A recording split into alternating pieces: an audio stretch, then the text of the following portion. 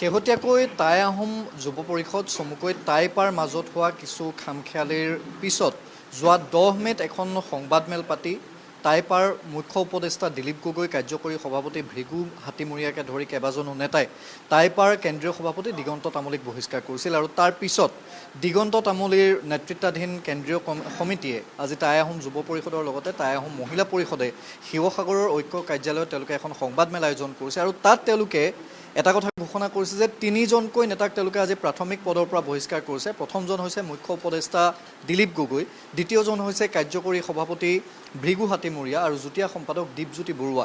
এই 3জন নেতাকে তেওঁলোকে প্ৰাথমিক পদৰ পৰা বহিষ্কাৰ কৰিছে। আৰু যোৱা 10 মে'ত যিখন ডিব্ৰুগড়ত সভা হৈছিল সেই সভা সম্পূৰ্ণৰূপে অবৈধ। সমান্তৰালভাৱে টাই আহোম মহিলা পৰিষদৰ যি তাত শপত গ্ৰহণ হৈছিল কেন্দ্ৰীয় সমিতিৰ, সেই কেন্দ্ৰীয় সমিতিৰ শপত গ্ৰহণ গোটেই প্ৰক্ৰিয়াটো অবৈধ বুলি তেওঁলোকে ঘোষণা কৰিছে। মই পোনে পোনে দিগন্ত তামুলী ডাঙৰীয়া আছে, মই আপোনাৰ ওচৰলৈ আহিছোঁ। এই গোটেই খামখেয়ালিটো যদি ৰাইজৰ দৃষ্টিৰে চোৱা যায় তেতিয়াহ'লে টাইপাৰ মাজত যে আপোনালোকৰ এটা বৃহৎ খামখেয়ালি হৈছে আৰু এই গোটেই বিষয়টোৱে ৰাইজক কিছু দুমোজাত ৰাখিছে। আচলতে গোটেই প্ৰক্ৰিয়াটো কি হৈছে? আপোনাক বহিষ্কাৰ কৰা হ'ল, আপোনাৰ বিৰুদ্ধে অভিযোগ আছিল যে কুশল দুৱৰীৰ সৈতে আপুনি নিৰ্বাচনৰ প্ৰাক মুহূৰ্তত বিজেপি প্ৰাৰ্থীগৰাকীৰ সৈতে এখন ৰাজনৈতিক সভাত আপুনি মিলিত হৈছিল। এনেকুৱা ধৰণৰ অভিযোগত আপোনাক বহিষ্কাৰ কৰা হৈছিল। এতিয়া পুনৰ আপোনালোকে 3গৰাকী নেতাক বহিষ্কাৰ কৰিছে। চাওক, যিখন ৰাজনৈতিক সভা বুলি কোৱা হৈছে, আপুনি শিৱসাগৰ সংবাদকৰ্মী হিচাপে স্পষ্ট ৰূপত জানে যে পূৰ্বতেও শিৱসাগৰত বিগত আগৰ 21ৰ বিধানসভা নিৰ্বাচনে হওক, 24ৰ লোকসভা নিৰ্বাচনে হওক, ইয়াত বিভিন্ন নিৰ্বাচনত অৱতীৰ্ণ হোৱা প্ৰাৰ্থীয়ে ৰাজহুৱা সভা আহ্বান কৰে। সেইখন ৰাজনৈতিক সভা নাছিলে। প্ৰথম কথা হ'ল সেই ৰাজহুৱা সভা আছিল। আৰু দ্বিতীয়তে তাত আমাৰ টাইপাৰ শিৱসাগৰ জিলা সমিতিৰ 15জনতকৈ অধিক বিষয়ববীয়া আৰু 14-15টা সংগঠনৰ প্ৰায় 150মান কৰ্মী উপস্থিত আছিল। আৰু তাত পূৰ্বৰ আগৰ যিবিলাক ৰাজনৈতিক সভা শিৱসাগৰত অনুষ্ঠিত হয় তেনেকুৱা ধৰণৰ সভা এখন নাছিল। এখন আছিল ৰাজহুৱা সভা। আগতে যি ধৰণে অন্যান্য প্ৰাৰ্থীসকলে 24 চনত বোধ কৰোঁ গৌৰৱ গগৈ ডাঙৰীয়া পদ্মা বিবাহ ভৱনত একেধৰণৰ অনুষ্ঠানে আয়োজন কৰিছিল। তাত প্ৰাৰ্থীগৰাকীয়ে শিৱসাগৰ উন্নয়নক লৈ যিবিলাক কথা কৈছিল সকলোৱে শুনিছিল।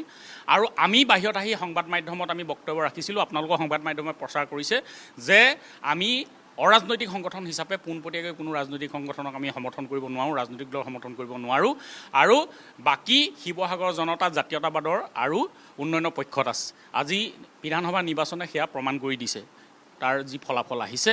আৰু মই প্ৰত্যাহ্বান জনাইছোঁ যিসকলে অভিযোগ উত্থাপন কৰিছে যে সেইখন ৰাজহুৱা সভা আছিল, ৰাজনৈতিক সভা নাছিল।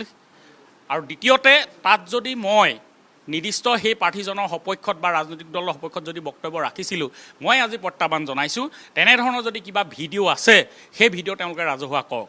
আৰু সম্পূৰ্ণ সেইদিনাখনৰ যিটো তাত নিউজ বাইট আছিল মোৰ ফেচবুক পেজত বা সামাজিক মাধ্যমৰ মোৰ একাউণ্টসমূহত ইতিমধ্যে উপলব্ধ আৰু বিভিন্ন সংবাদ মাধ্যমত এই প্ৰকাশ পাইছে। আৰু তাত আমি সমৰ্থন কৰিব নোৱাৰোঁ বুলি আছে। আৰু দ্বিতীয়তে শিৱসাগৰখন পিছ পৰি ৰৈছে। আমি শিৱসাগৰৰ সন্তান। শিৱসাগৰখনৰ উন্নয়নৰ স্বাৰ্থত যিকোনো কাৰ্যসূচীত আমি অংশগ্ৰহণ কৰিবলৈ প্ৰস্তুত আছোঁ।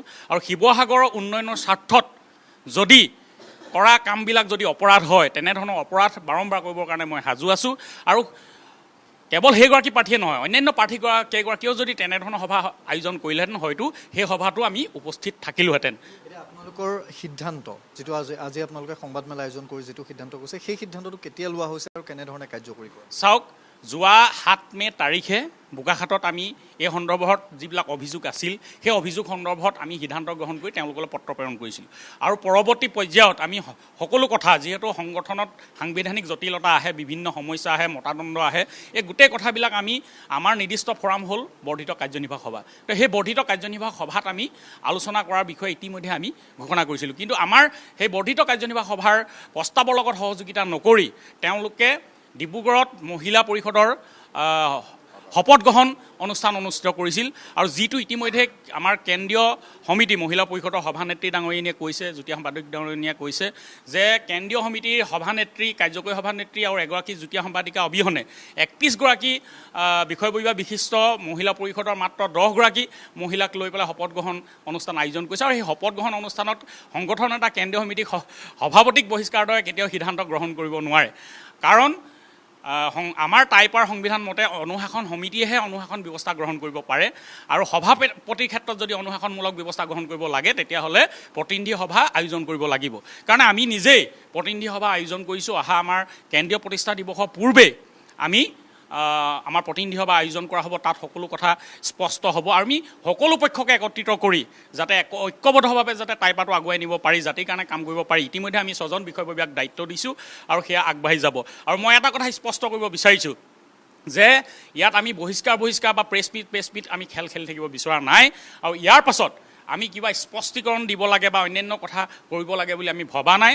আমাৰ এটা মুকলি আহ্বান, আজি আমাৰ ভগ্নী সংগঠন মহিলা পৰিষদে এইটো আহ্বান জনাইছে, আমাৰ এটা মুকলি আহ্বান, জাতিৰ স্বাৰ্থত সকলো ঐক্যবদ্ধ হওক।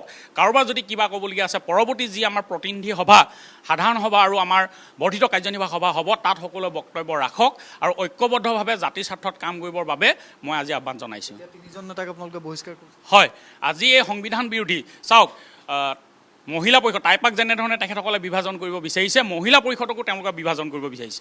যিহেতু বিগত 2025 চনৰ 16 জুলাই তাৰিখে আমি এই পৰিষদ গঠন কৰিছিলোঁ, মহিলা পৰিষদ, আৰু আমি 21 ছেপ্টেম্বৰ তাৰিখে শিৱসাগৰত আমি তেখেতসকলৰ শপত গ্ৰহণ অনুষ্ঠান আয়োজন কৰিছিলোঁ। কিন্তু দুৰ্ভাগ্যজনকভাৱে আমাৰ হাৰ্টথ্ৰব জুবিন গাৰ্গ ডাঙৰীয়া মৃত্যুৰ বাবে আমি বাতিল কৰিবলগীয়া হৈছিল আৰু পৰৱৰ্তী পৰ্যায়ত বিধিসন্মতভাৱে এই কথাবিলাক আগবাঢ়ি গৈছিল।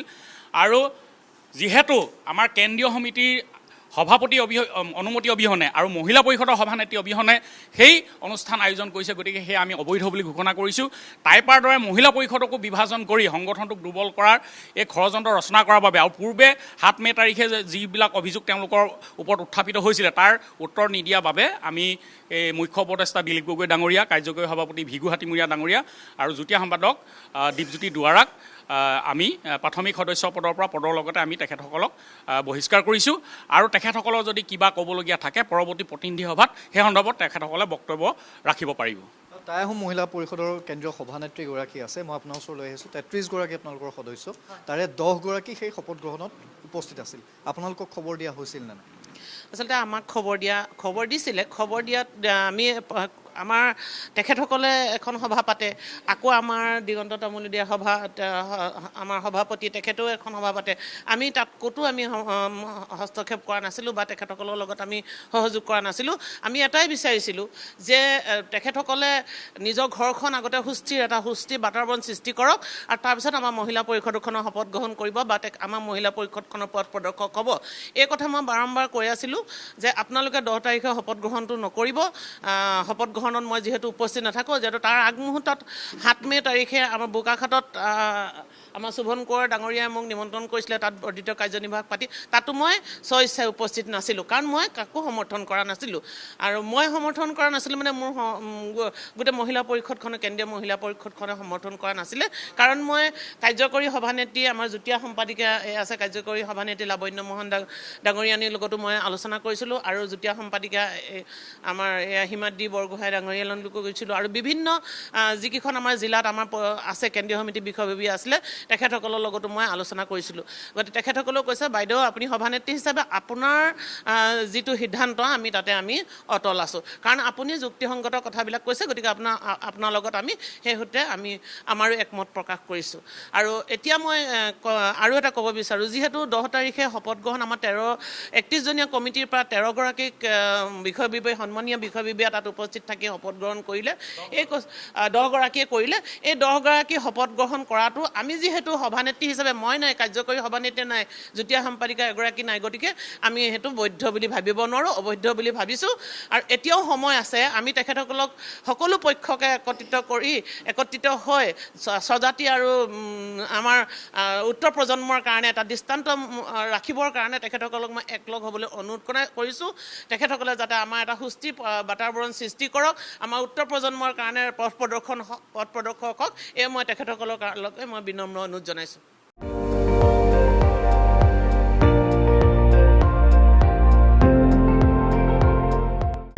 আপুনি চাই আছে ND24, সৰ্বশ্ৰেষ্ঠ নহয়, সৰ্বোত্তমৰ দৌৰ।